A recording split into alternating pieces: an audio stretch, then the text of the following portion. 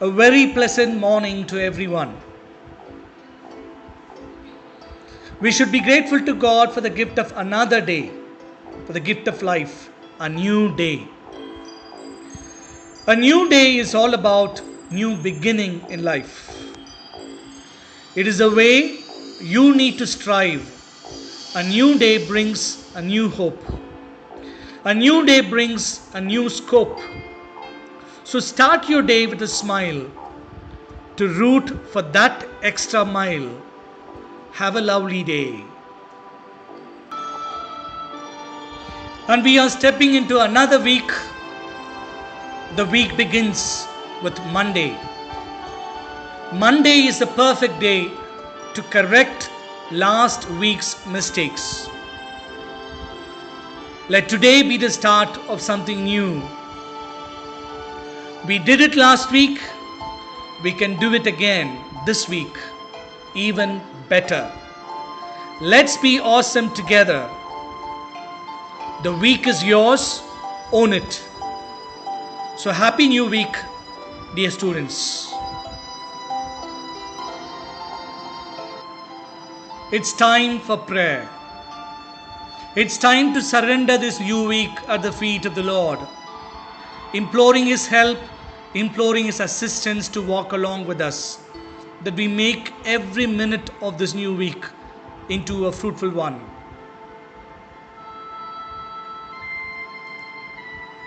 Kindly close your eyes and join me in this prayer. A student's prayer. Father, I have knowledge, so I pray you will show me now how to use it wisely and find a way somehow to make the world I live in a little better place and make life with its problems a bit easier to face. Grant me faith and courage and put purpose in my days, and show me how to serve Thee in the most effective ways. So all my education, my knowledge and my skill may find their true fulfillment as I learn to do Thy will. And may I ever be aware in everything I do that knowledge comes from learning and wisdom comes from You. And may I ever be aware in everything I do that knowledge comes from learning and wisdom comes from You. Amen. I believe in the power of knowledge, the importance of truth, the influence of great leaders, the respect of one another, the success of getting things done.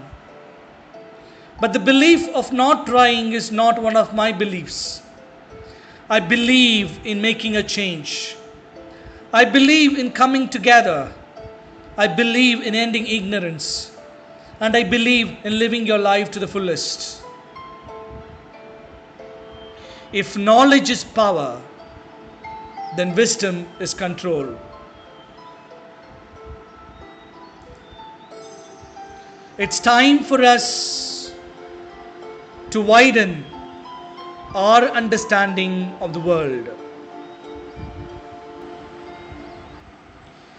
Today we shall learn some interesting facts about aeroplane, because the title of the lesson that we are going to see is the black aeroplane. So I would like to present before you some interesting facts. The first interesting fact that I came across about flights, about aeroplane is this. Pilots eat a different meal. There are various rules which are imposed by different airlines. However, there is one rule which is common to the vast majority of them. It is the rule that pilots must be fed the same multi-course meal given to those in the first and business class, while the co-pilots are encouraged to eat different entries to guard against cases of food poisoning. Fact number 2. Boeing 747 is made up of 6 million parts. Boeing 747 is the most well-known wide-body commercial airliner and cargo transportation aircraft, frequently referred to as the Queen of the Skies or the Jumbo Jet. This airplane is famed because it was the first huge body aircraft ever produced. A Boeing 747 is made up of 6 million parts, which are made to be all controlled by a few pilots sitting up front with switches and buttons under their fingertips. Fact number 3. More than 80% of the population is afraid of flying. Acrophobia is defined as the fear of heights. Unlike a specific phobia like aerophobia, fear of flying, and other specific phobias, acrophobia can cause a person to fear a variety of things related to being far from the ground. Depending on the severity of the phobia, an acrophobic person may equally fear being on a high floor of a building or simply climbing a ladder.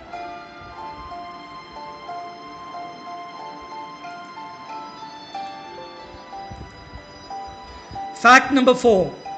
Each engine on a Boeing 747 weighs almost 9,500 pounds. Another interesting fact about a Boeing 747 concerns its engine weight. This aircraft is one of the most popular and beautiful airliners in the sky. A Boeing 747 is made up of 6 million parts, and one of them is its engine, which weighs almost 9,500 pounds, which is 4,300 kgs, and costs about 8 million US dollars. The fifth interesting fact about flights: the world's busiest commercial airport. The busiest commercial airport in the world is Hartsfield-Jackson Airport in Atlanta, with more than 970,000 airplane movements a year. Based on its passenger traffic, this airport has been the busiest from 1998 and by the number of landings and takeoffs since 2005. The Hartsfield-Jackson has held its ranking as the world's busiest airport in 2012 too, both in terms of the number of passengers and the number of flights. In the year alone, it was visited by 95 million passengers, more than 260,000 passengers daily. Fact number 6. The speed of a Boeing 747. Boeing 747 is not only one of the world's most recognizable aircraft, but the first wide body ever produced. Another fascinating fact about this aircraft is that the maximum speed of Boeing 747 is 900 kilometers per hour. The seventh interesting fact about flights: only 5% of the world's population have ever been on airplane. Though the aviation sector is growing rapidly according to the statistics, only 5% of the world's population has ever flown on an airplane. Many people, especially from the underdeveloped regions, have never ever been in an aircraft, and it is not likely that they will have an opportunity to fly in all of their lives. However, at the same time, a small minority of the world's population fly very regularly. Fact number 8. The average age of a commercial aircraft. The lifespan of an airliner is not just truly measured in time. Instead, it is counted based on pressurization cycles. Each time an aircraft is pressurized during a flight, its fuselage is subjected to stress. The lifespan of an aircraft is reached when there are certain metal fatigues and cracks which may pose danger. The service life of 20 years is generally expressed by approximate figures of 51,000 flight hours and 75,000 pressurization cycles for most aircraft. If an aircraft is used on long haul routes, it experiences relatively few pressurization cycles in its life and can remain airworthy for beyond 20 years. The ninth interesting facts about flights. The world's most frequent flyer. Tom Stucker has taken the term frequent flyer to completely new heights this year, logging just over 1 crore miles in 2012, all on United, all in first class. Generally, he has traveled over 10 million miles. The 59-year-old Chicago native, a New Jersey resident, says he's flown a total of 13 million miles, much of that in his capacity as an independent consultant and sales trainer for automobile dealerships around the world. What navigation lights do airplanes use? Aircraft share the same navigation lights to water vessels, from tiny fishing boats to large container ships. You can find a red port light on the left wing and a green starboard light on the right wing to signal which way the plane is positioned. Interestingly, the word port was only used after 1844, when the Royal Navy adopted it in place of the word larboard. One would have thought that the common sense to avoid confusion would have come about earlier. There is also a white flashing light to signal that the aircraft is on the move, similar to hovercraft or hydrofoils on water, which display a flashing yellow light to emphasize the high speed at which the crafts travel. When did commercial flying start? On New Year's Day of 1914, the first scheduled passenger airline took its maiden flight. The route was a 34-kilometer hop across Tampa Bay in Florida, and the first passenger was the mayor of St. Petersburg, Abram C. Fail, aboard a flying boat. What is the busiest flight route in the world? In pre-coronavirus times, the South Korean Seoul Jeju flight route was the busiest on the planet. In 2018, there was 250 daily scheduled connections on this 449-kilometer long route, carrying over 14 million passengers a year. The route was so popular that one could board a flight every 15 minutes. What was the busiest day in aviation history? Talking about busy, the busiest day recorded in aviation is 24 July 2019, with more than 225,000 flights on that day. How much wiring is there on a plane? An average Boeing 747 aircraft has over 150 miles, that is 240 wires inside its body, or roughly the distance between Amsterdam and the south of Belgium. The longest wiring, however, that can be found in an aeroplane is in the double-decker plane Airbus A380. Its 320 miles of cables would stretch as far as Leicester to Glasgow. Why are passenger windows on airplanes round? The windows on an airplane are round for a reason. After a series of accidents in the early days of commercial flying, The engineers uncovered that having square windows with sharp corners compromised the safety of the aircraft. On the other hand, round windows used since then can take the repeated pressure during a flight. What was the first plane to travel around the world? 1986 marked a big milestone in aviation history. A home-built lightweight aircraft with 17 fuel tanks in total made it around the world without stopping or being refueled once on the way. The Rutan Model 76 Voyager took off in California on 14th December and landed 9 days later, just a day before Christmas Eve. The two pilots, the designer and the crew chief, were subsequently awarded Qualia Trophy, the most prestigious prize in aviation.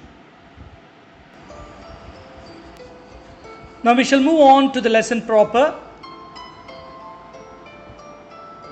The title of the second part of Unit 3 is The Black Aeroplane, written by Frederick Forsyth. It's time to meet the author.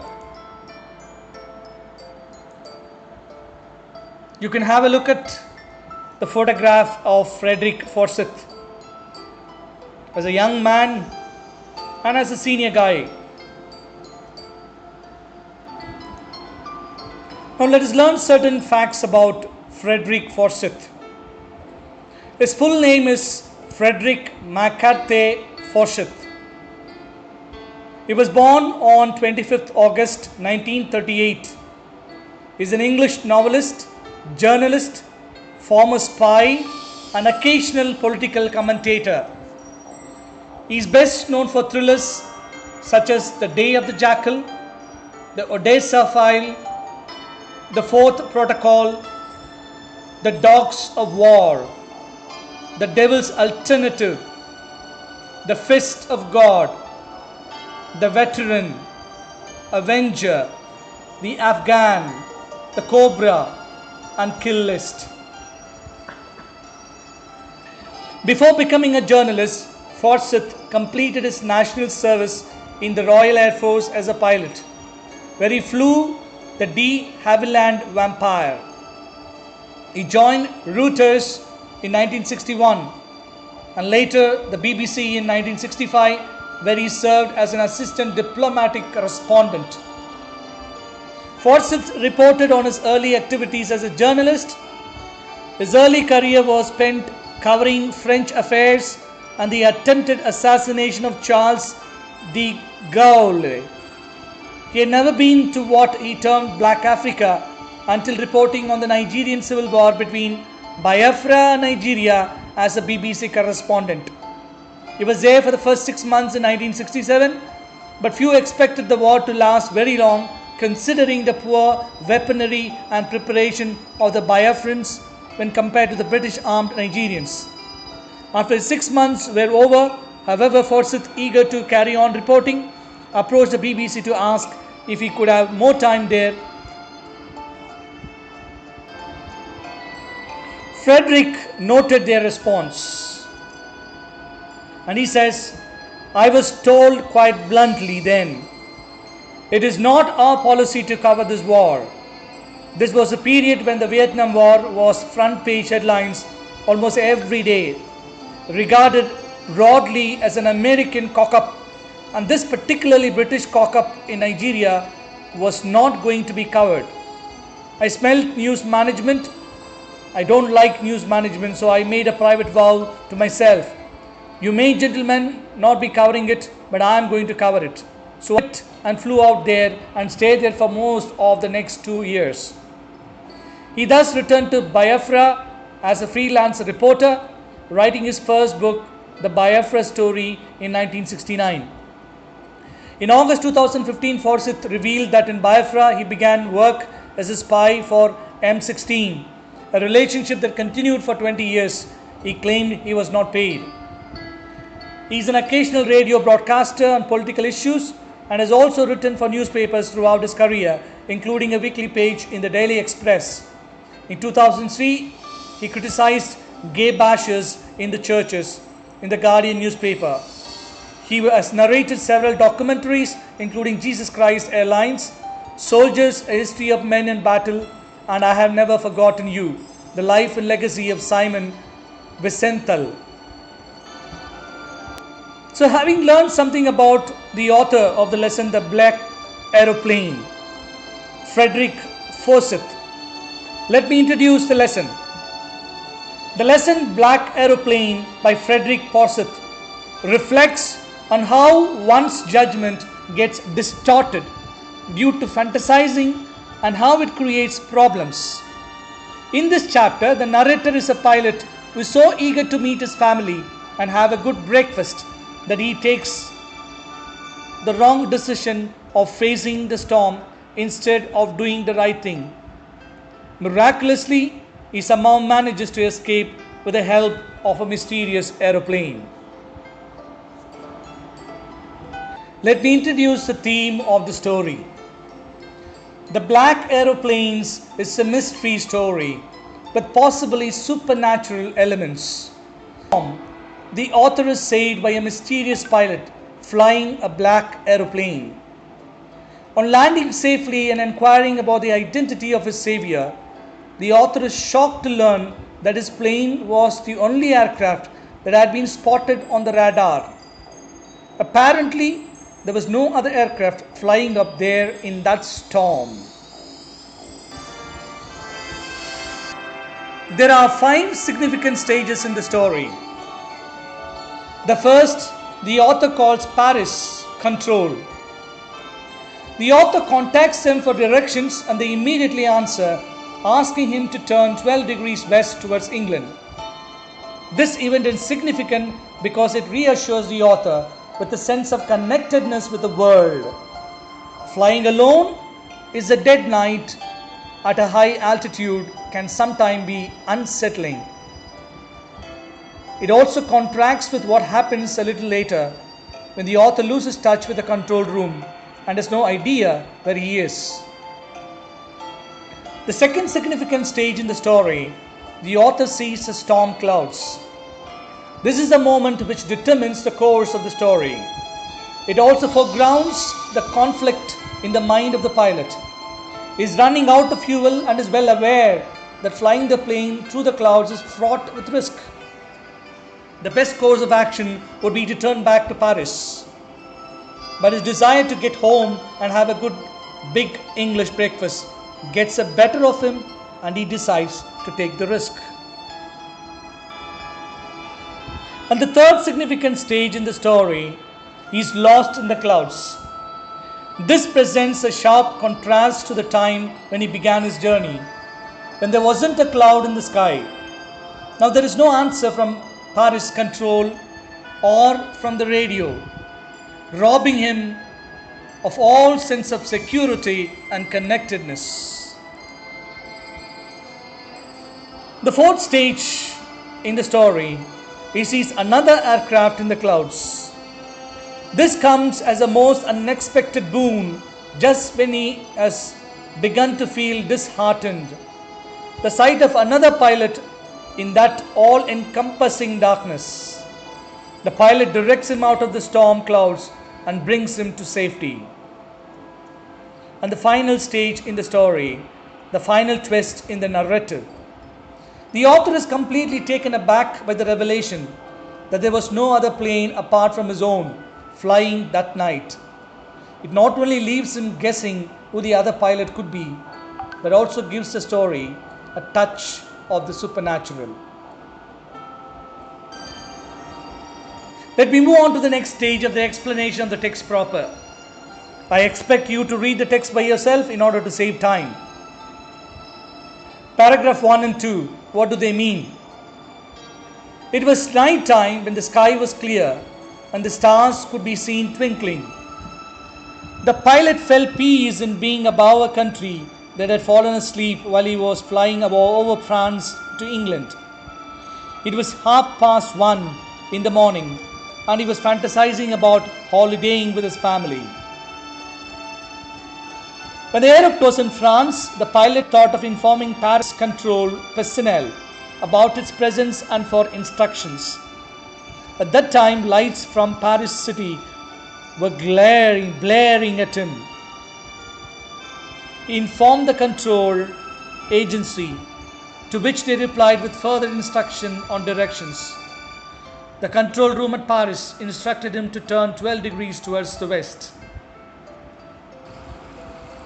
Now we shall move on to understand paragraph 3 and 4. There is a word called compass. It means instrument for telling direction, for showing the direction. So after receiving the instructions, the pilot geared up and followed them while putting the last fuel tank into operation. All this time he was dreaming about his time with his family, and then he started thinking about having a satisfactory breakfast at the destination point. He was calm as everything was going as planned. Now the plane had crossed Paris when he started seeing clouds in the sky. The presence of clouds made it unsafe to travel by air because there were chances of a storm. They were so huge and dark that the pilot compared them with black mountains. He knew he couldn't pass them, as it was impossible to go above them or escape them with the amount of fuel that was left in the last tank. The right decision would have been to fly back to Paris safely. But the pilot's decision making was clouded by his wish to meet his family. He so desperately wanted to be with his family and have that English breakfast he had been dreaming of all day, that he took the risk of not going back. Thus, he headed the plane right into the storm. We shall move on to paragraph 5 and 6. It was so dark because of the storm that nothing was visible outside the plane. He started losing control of the aeroplane. The compass and the other instruments had also stopped working because of the bad weather. He became helpless. He tried calling the Paris control agency, who had helped him earlier but couldn't connect because of the weather. In the midst of nowhere, when everything failed, he saw a ray of hope. When he saw another aeroplane, he felt relieved when he saw another pilot's face and willingness to help him escape the storm. He thought to himself that the other pilot is very kind, as he knew that they were lost and was trying to help him. We shall move on to paragraph 7 and 8. There are certain words that I would like to clarify. Runway means a strip of hard ground along which aircraft takes off and lands. Frightened means terrified. Followed here means chased. Obedient means one who obeys. Glad means happy. And how do we understand paragraph 7 and 8? The other pilot took his plane ahead of the last aeroplane to make it easier for them to follow, while the author followed him like an obedient child. He was also panicking because there was very less amount of fuel left. It was only then that he started coming out of the storm and could see the runway to land his plane safely. When he turned to thank the other pilot, he realized that the plane that helped him had disappeared as soon as he came out of the storm. We shall now try to understand the meaning of the last two paragraphs, 9 and 10. There are two words which I would like to clarify. Radar. It means a system for detecting the presence, direction, distance and speed of aircraft, ships and other objects by sending out pulses of radio waves which are reflected off the object back to the source. This is the meaning of radar. Strangely means in a strange manner. What does this paragraph mean? The author did not know where he had landed, but was not afraid of leaving his plane unattended. He headed straight into the control room to ask about the other pilot. To his utmost surprise, the lady informed him that there was no other plane in the sky except his because of the bad weather. He is left astonished with a lot of questions unanswered in his mind. I'm sure you understood the explanation. It is only a small lesson and there are no much difficult words for you to know. I'm sure you followed the storyline as I presented. I introduced the lesson. I gave the theme of the story. I gave you a skeleton, a significant stages in the story. Then I began to explain to you paragraph by paragraph in a very systematic manner. I hope the exposition was clear for you to understand. So having spent an extensive time in trying to understand and appreciate and know interesting facts about flights, which is good for our general knowledge, and the explanation about the author, about the theme, the stages, and the explanation proper, it is time to evaluate our understanding of the lesson today. And let me read the questions for you.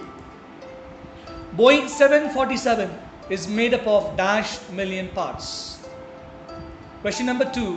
What is acrophobia? Question number 3. The world's busiest commercial airport is situated in dash. Question number 4. Who is Tom Stucker? Question number 5. Name any 3 works of Frederick Forsyth. Question number 6. Mention the significant stages in the story. Question number 7. The word meaning of the following: runway, compass, radar. Please complete answering these questions, which is an indication that you have followed the minute detail of the lesson and you have understood the story. So having completed the evaluation part, it is time to recapitulate. It's a time to recapitulate what we have seen in this past 40 minutes. The story Black Aeroplane is about a pilot who feels happy and contented to fly over a city that is sleeping at the night time. He's flying from Paris to London. While taking his flight, he dreams about the long holiday with his family. He also fantasizes about the scrumptious breakfast that he would have upon landing. As soon as he crosses Paris, he gets a look of the dark clouds that were a sign of the upcoming storm. The right decision would have been to turn back to Paris for the sake of safety. But he, being overshadowed by his dreams and not wanting to delay them, risks the life of his passengers and heads straight into the storm. Everything gets dark. He is unable to see. All his direction instruments stopped functioning and he lost control of the plane. When all hope was lost, he saw another plane whose pilot was more than willing to rescue them. The author was panicking as there was very less amount of fuel left. The anonymous pilot guided them out of the storm and disappeared as soon as they saw light. Upon landing, when he asked the lady in the control room about the other pilot, he is left in shock when she says, "The only plane in the sky."